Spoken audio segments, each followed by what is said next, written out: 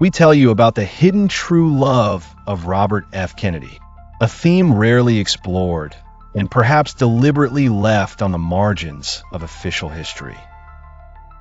The man who, in the eyes of the world, was the devoted husband of Ethel Skakel and the guardian of the American progressive dream, harbored, according to various sources and biographies, a secret, intense, and spiritual love lived away from the spotlight.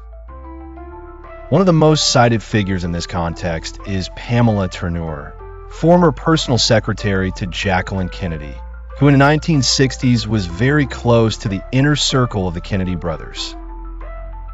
But there are also lesser-known voices, such as those speaking of a woman connected to the world of culture and activism, with whom Bobby would have shared not only romantic attraction, but also an intimate ideal connection. Robert Kennedy appeared to be a man of solid character. A Catholic, father of 11 children, a public defender of civil rights. But behind that image lay a restless, melancholic soul, burdened by family expectations and the trauma of his brother John's death in 1963. It was in this context that, according to some confidential testimonies, including author Evan Thomas and former aide Peter Edelman, Bobby developed a deep relationship with a woman outside his family circle. Known through university circles or human rights associations, it wasn't just a physical relationship. She was someone who made him feel heard, loved as a man, not as a Kennedy. Confession reported by an anonymous collaborator in an unofficial biography. This woman, whose name has never been officially confirmed. She was said to be a journalist or social activist, with whom Bobby shared private reflections, letters, and a series of meetings in discreet places: apartments in Georgetown, hotel rooms in New York, residences of trusted friends.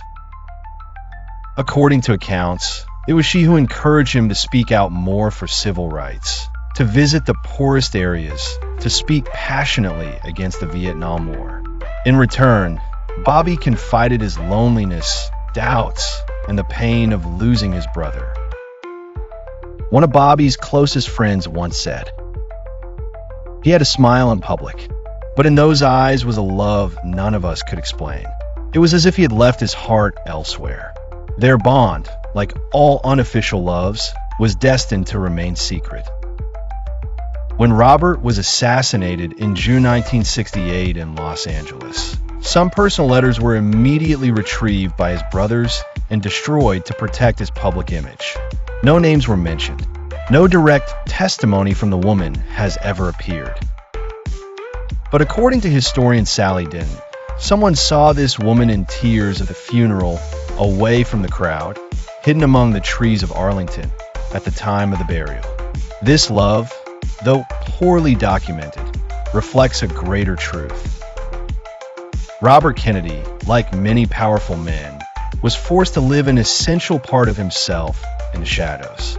In that secret relationship, perhaps he found the freedom and sweetness he lacked in a life filled with duties and family pressures. It was a nameless love without a public face, but deeply real.